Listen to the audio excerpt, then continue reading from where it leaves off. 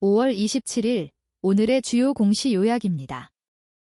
일지테크, 디바이스, 포커스 AI를 포함한 주요 공시 6건을 종합적으로 살펴보겠습니다. 계약 공시 21건, 지배구조 공시 12건, 자금 조달 공시 8건이 오늘 공시의 핵심 흐름입니다.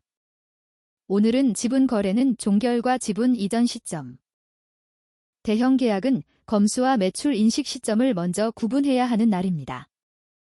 질문은 큰 수주가 먼저 실적으로 연결될 종목과 아직 조건을 더 봐야 할 종목은 어디인가입니다. 오늘은 일지테크, 디바이스, 포커스 AI에서 해석이 갈리는 지점만 바로 보겠습니다. 오프닝에서 드린 결론을 본문으로 연결하면 거래가 종결되면 지분 이전과 연결 구조 변화가 숫자보다 먼저 해석을 바꿉니다. 일지테크부터 보겠습니다. 공시에 적힌 핵심은 317억 원. 취득 후 지분 100%. 대상 ILJA 테서제머라이시아인스. 미국입니다. 이 거래에서 봐야 할 건 ILJA 테서제머라이시아인스. 미국, 취득 후 지분 100% 거래가 종결되면 연결 편입과 지배력 변화로 이어지는지 봐야 합니다. 시장이 보는 건 지분 취득 발표가 끝이 아니라 연결 편입과 자본 배치 변화가 실제로 생기는지입니다. 이게 확인되면 거래가 종결되면 지분 이전과 연결 구조 변화가 숫자보다 먼저 해석을 바꿉니다. 반대로 ILJA 테서제머라이시아인스. 미국, 거래의 종결 지연. 심사 변수, 지분 이전 미확정이 나오면 지금 해석은 약해집니다. 이제 디바이스 계약입니다. 여기서 갈리는 건 청두 BOE 디스플레이 테크놀로지 CO. LTD 향 최근 매출액 대비 31.4% 계약이 납품. 검수 시점에 따라 언제 매출로 인식되는지입니다. 시장이 보는 건 청두 BOE 디스플레이 테크놀로지 CO.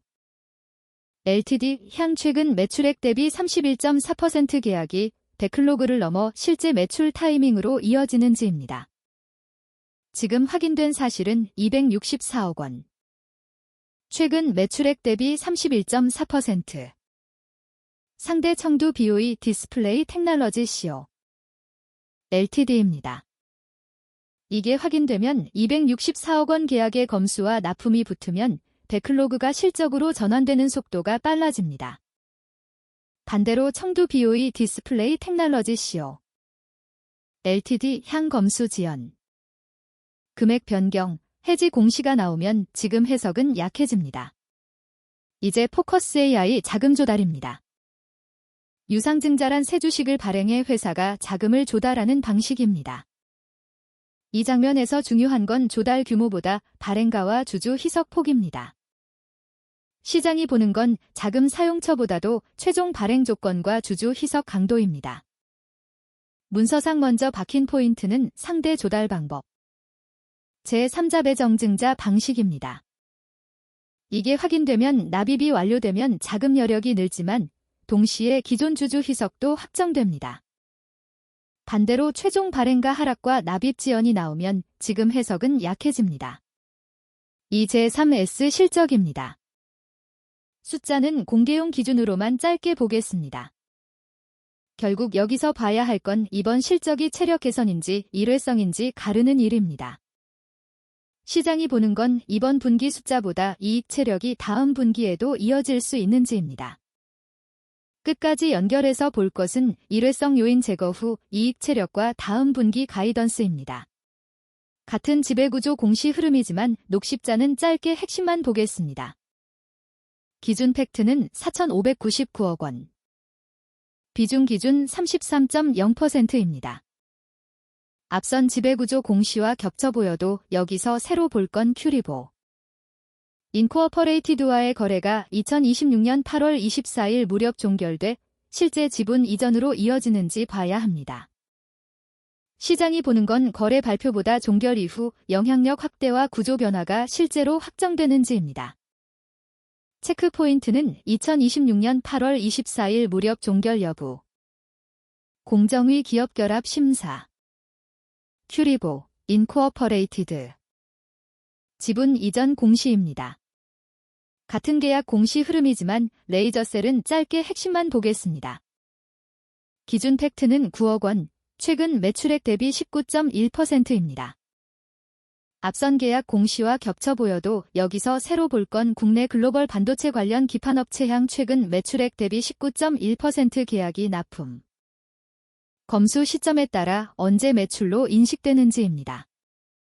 시장이 보는 건 국내 글로벌 반도체 관련 기판업체향 최근 매출액 대비 19.1% 계약이 배클로그를 넘어 실제 매출 타이밍으로 이어지는지입니다.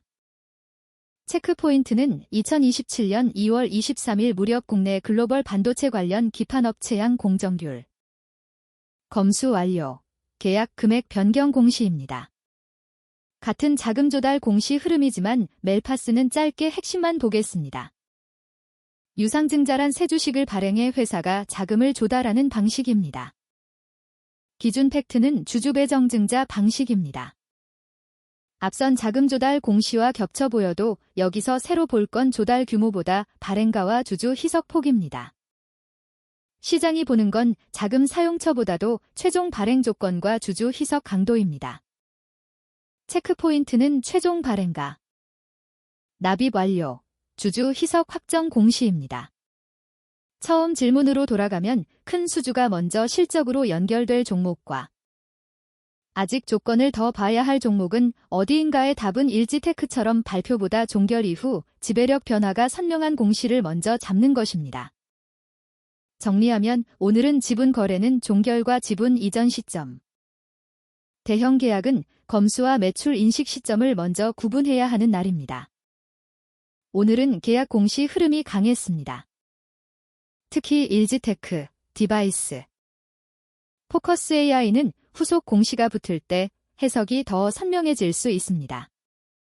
내일은 2026년 5월 27일 무렵 종결 여부, 취득 후 지분 100% 확정, 공정위 기업결합 심사부터 이어서 확인하면 됩니다.